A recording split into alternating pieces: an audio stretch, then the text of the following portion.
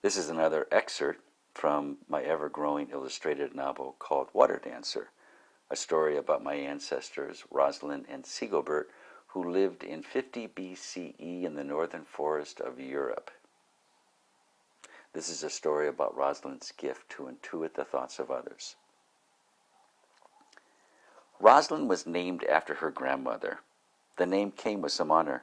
Her grandmother was known to be a healer. Even among the healers, she had the unique gift of seeing into a person's memories and locating the source of sorrow. From sorrow comes a life out of balance, she would say, that causes the body to soon break. Heal the sorrow, and you can heal the body. Like her grandmother, Roselyn didn't know that she was a healer when she was young. She only knew that people and animals were drawn to her. Some said it was because of her crystal blue eyes. Like her grandmother, Roselyn had the power to quiet the confusion of any person or animal who came close enough to say hi.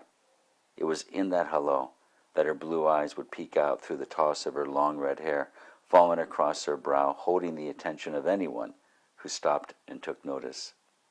As a child of 5 or 6, she would sit on the stone steps of her family's ranch house and watch as a day's procession of her parents' customers would pass by, walking a newly purchased horse back to their homes. The stories these customers told was often similar. The man or woman would arrive home later that same day in a neighboring township and tell the tale around the dinner table of a little red-haired child whose blue eyes captivated them as they passed, causing them to lose track of time and direction. They would turn their feet toward her, and she would ask them to sit down beside her small form.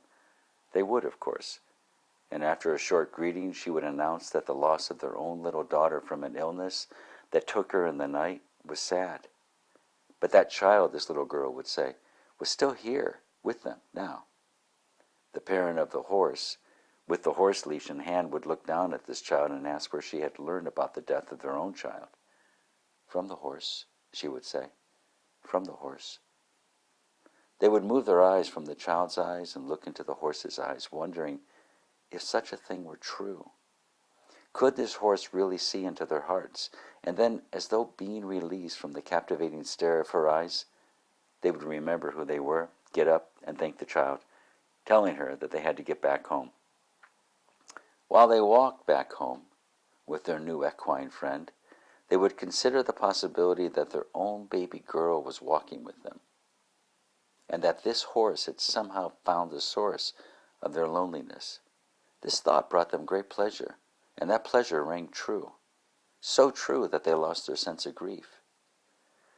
Whenever people came close to Roselyn, whatever sorrow they faced melted under her steady blue gaze through the strands of her red falling hair.